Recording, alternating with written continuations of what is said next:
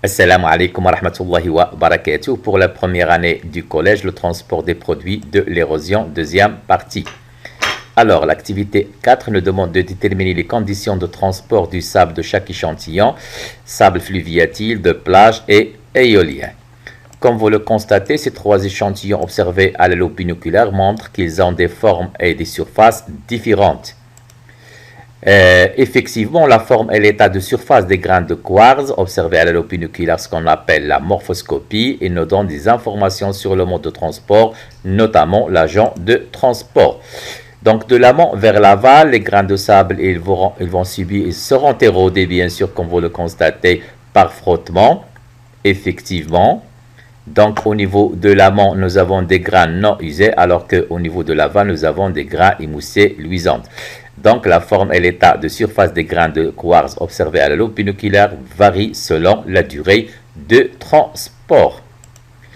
Effectivement, les trois échantillons, nous avons des grains non usés et une U. Ils sont transparents ou colorés.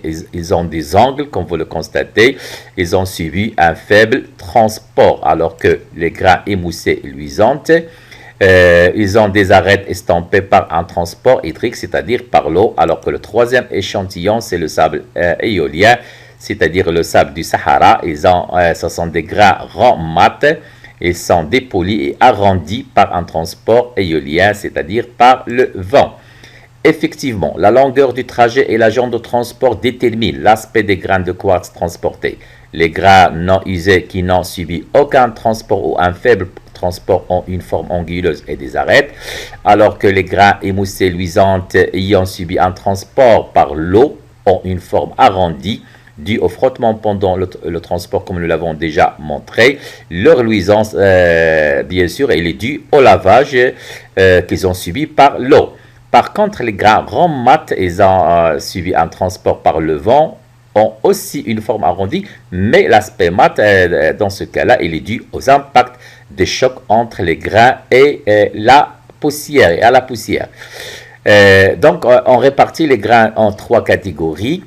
NU non usée, émoussée luisante, rond mat. L'échantillon de sable fluviatile, bien sûr, ce sont des grains qui ont subi un transport par l'eau sur une courte distance, c'est-à-dire un faible transport, alors que le sable de plage, agent de transport toujours l'eau cette fois-ci pendant une longue durée, alors que le sable éolien, l'agent de transport dans ce cas-là, c'est le vent, bien sûr, mais sur une longue distance. Merci.